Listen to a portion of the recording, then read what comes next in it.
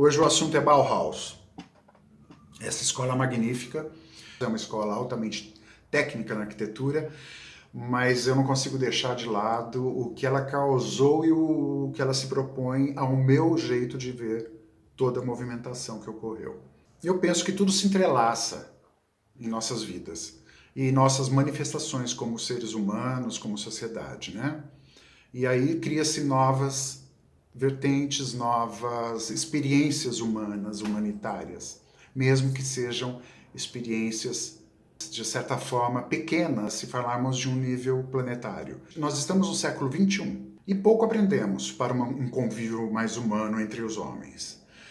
E, contudo, em meio a esse caos, sempre vieram alguns insights de luz através de seres como Buda, como Gandhi, como Rudolf Steiner, com sua antroposofia, como Jung, né, abrindo os campos da psicologia, abrindo e não fechando as mentes.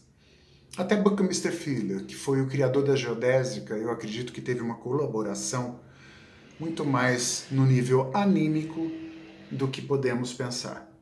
Bauhaus tem apenas 100 anos de sua criação. Foi uma escola desenvolvida por Walter Gropius na Alemanha, na cidade de Weimar, e uma escola que, sem precedentes, tentava unir teatro, dança, música, todas as artes aplicadas, inclusive a arquitetura, principalmente a arquitetura. Era uma coisa de uma ebulição muito boa, né? Muito enriquecedora, principalmente para os jovens da época. Em 1925, a escola mudou-se para Dessau, através de um projeto de arquitetura do próprio Walter Gropius, que desenvolveu o prédio da Bauhaus numa arquitetura industrial moderníssima para a época, e ainda hoje moderna. Lá eles ficaram até 1930, que a escola foi fechada pelo nazismo, né? A partir daí houve perseguição dos nazistas dos professores, né, do corpo docente, até dos alunos, pelo nazismo. Então a escola se desfez e aí voltamos à teoria. Eu vou ler aqui um manifesto da Escola Bauhaus com o qual eu me identifico muito, porque ele é muito sintético, mas muito delicado no que ele quer transmitir e muito verdadeiro. Depois que eu ler, eu explico por que eu falo isso. Abre aspas. Arquitetos, escultores, pintores, todos devemos retornar ao artesanato, pois não existe arte profissional.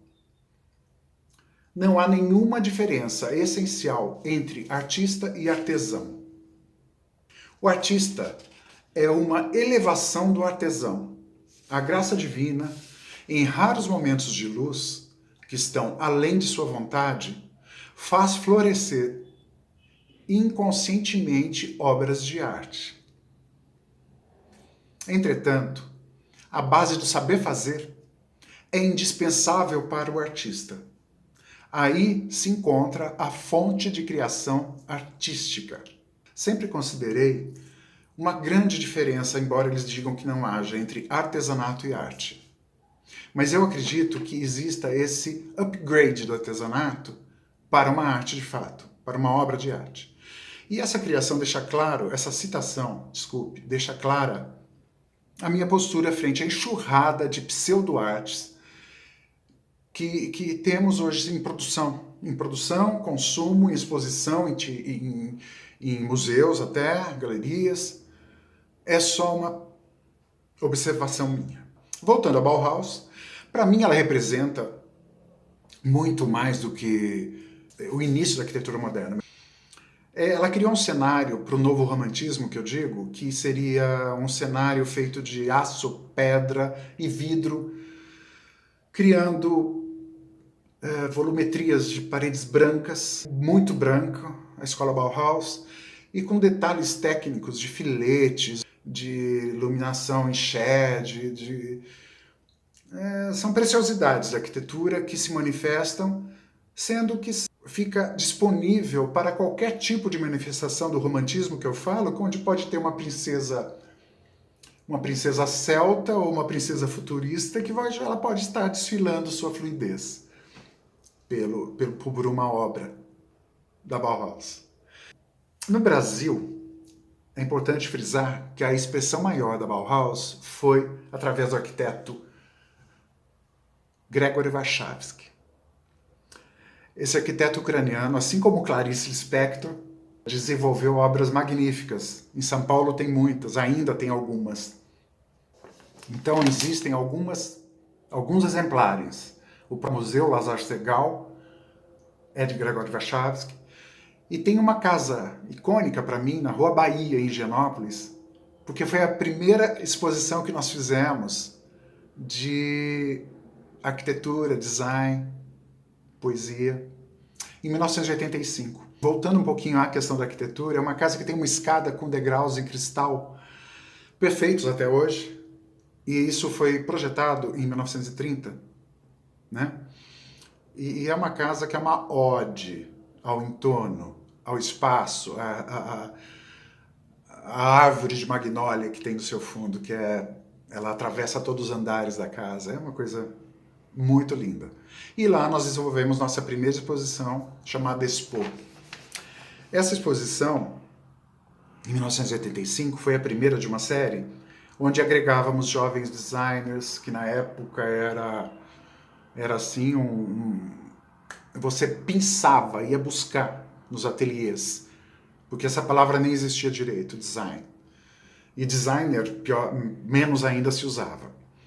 E nós aglutinávamos alguns talentos, desde arquitetura, design, obras de artistas plásticos, e fazíamos próximo de 15 a 20 dias essas manifestações para encerrar o ano, tanto o ano de trabalho do escritório, isso com a curadoria do Eduardo Siqueira normalmente, porque era o princípio disso tudo, e nós aglutinávamos, fazíamos esse tipo de trabalho e sempre buscando um espaço icônico arquitetonicamente falando.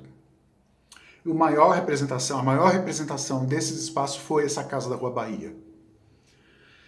Daí a nossa pesquisa por expressões de arquitetura paulista e paulistana e a Bauhaus sempre presente, sempre. São Paulo teve em paralelo a isso, dos anos 20, né, onde se manifestou a Bauhaus, finalzinho do começo dos anos 20 ao 30, acontecia a exposição de arte moderna em São Paulo, que era uma linguagem de inovação, uma linguagem do novo design, uma linguagem da nova pintura, a nova poesia, um novo jeito de expressar, através de Manuel Bandeira, Tarsila do Amaral. E na época a ebulição era mundial. Era mundial e em 1922 a 30 e tudo acontecia, né? Era efervescência. E nós tivemos uma boa representação que deve ser mantida e deve ser cultuada. A Bauhaus é cultuada por trazer obras de arquitetura como a Cidade Branca. É só ver Tel Aviv, Cidade Branca, onde foram executados muitos trabalhos lá na época e tem-se essa representatividade. E ela está presente em tudo, em várias expressões, como utensílios domésticos, design, coisas de design, chaleira, né? Isso nos endereços mais culturais e cultuados da nossa vida cotidiana hoje. No filme Mononcle, tem-se Bauhaus, referência a Bauhaus, e muitas outras expressões das artes em geral. Após 100 anos, eu considero sua arquitetura o cenário ideal para o que chamo de pirotecnia da decoração. Está aí também a câmara aberta para receber o romantismo. Eu gosto muito de mesclar peças de outras épocas, até barrocas, e outras épocas tão fortes e representativas do mobiliário e das artes do Brasil e de fora, em espaços Bauhaus. E isso é uma delícia, porque você desenvolve cenários riquíssimos que dialogam, né? Aquela austeridade magnífica, austeridade humanamente falando, com o maior carinho tá? Porque é uma austeridade que permite essa exacerbação da beleza, do rococó, de qualquer outro estilo dentro deles. E eu gosto muito, e para mim gera uma harmonia entre esses espaços que parecem ter sido criados para essa destinação. Ou seja, teve que esperar 100 anos para que ele recebesse essa beleza, essa comunhão de estilos. Enfim, apaixone-se, Bauhaus na veia, vale a pena, e voltamos qualquer hora.